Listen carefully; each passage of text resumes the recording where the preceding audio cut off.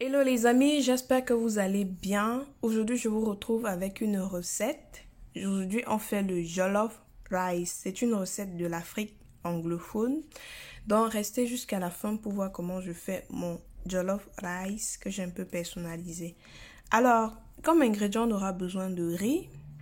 On aura besoin de poulet. Je vous laisse la recette du poulet si dans le i ou en bas d'informations. On aura également besoin du bouillon de poulet. Donc, c'est le bouillon, c'est l'eau qui est sortie du poulet que j'ai fait bouillir. On aura besoin du nokos, la recette également sur ma chaîne. De la tomate concentrée, recette également sur ma chaîne. Bref, je vais vous mettre tous en bas d'informations ou dans le petit i quoi. On aura également besoin du sel et de l'huile végétale. Donc, on va aller rapidement. On va mettre de l'huile dans la casserole. Une fois elle a chauffé, on vient mettre notre nokos. On fait revenir quelques minutes. Je rappelle que le nokos, si vous n'avez pas le nokos ou bien la marinade, vous écrasez juste l'ail, le gingembre, l'oignon, le poireau, céleri, persil, basilic. Vous ajoutez quelques petites épices de votre choix et c'est fait quoi. Du poivron également si vous avez. Donc, après avoir fait revenir nos condiments, notre nokos, on va ajouter la tomate concentrée. Je rappelle que dans les recettes des Nigériens ou des Ghanéens, généralement, ils font la tomate concentrée et la tomate fraîche. Mais vu que moi, j'ai fait ma tomate à la maison, donc je suis sûre de la qualité de ma tomate, je ne trouve pas la nécessité d'ajouter de la tomate fraîche. Donc, je viens maintenant ajouter mon bouillon de viande de poulet là que j'ai mis de côté et je vais venir tourner tout simplement. Donc, si vous faites la recette avec le poulet comme moi, normalement, vous devrez avoir le bouillon de poulet. Donc, c'est un peu ça quoi. On va faire revenir comme je vous disais et on va couvrir, on va laisser cuire quelques minutes. Donc, comme je vous disais les amis, si vous n'avez pas de tomates concentrées, vous pouvez utiliser les tomates fraîches, mais prévoyez-en assez pour faire un peu comme une sorte de sauce tomate quoi. Donc que ce soit suffisamment beaucoup pour suffire à faire à obtenir votre sauce.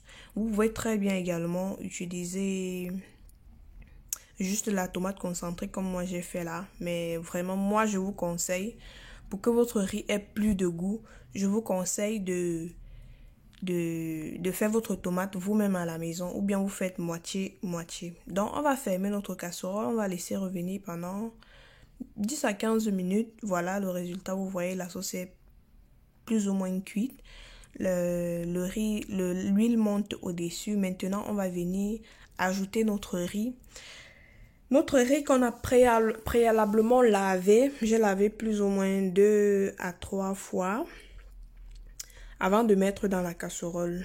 Je vous recommande d'utiliser un riz qui de base ne colle pas, un riz qui est assez ferme parce que la sauce tomate, vu que la sauce tomate est épaisse, le riz aura des difficultés à absorber l'eau.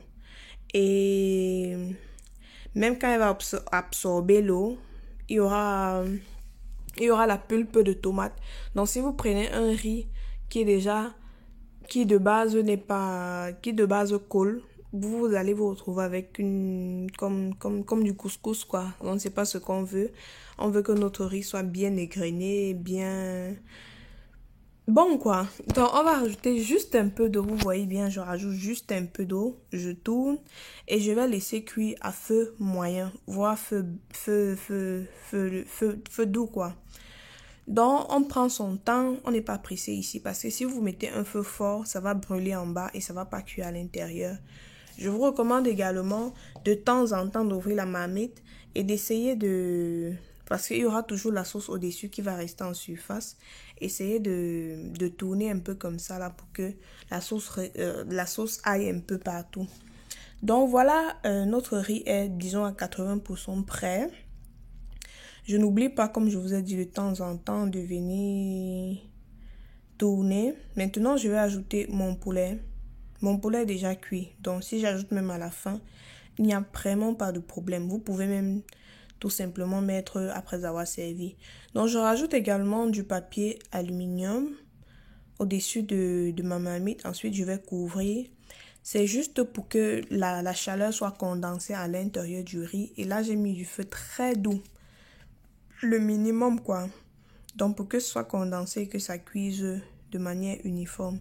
Donc je vais un peu enlever quelques morceaux. Là vous allez voir comment le riz s'égrène. Ça ne colle pas. Et c'est vraiment ce qu'on recherche quoi. C'est vraiment le but recherché. Donc les amis, je vous recommande de reproduire la recette chez vous.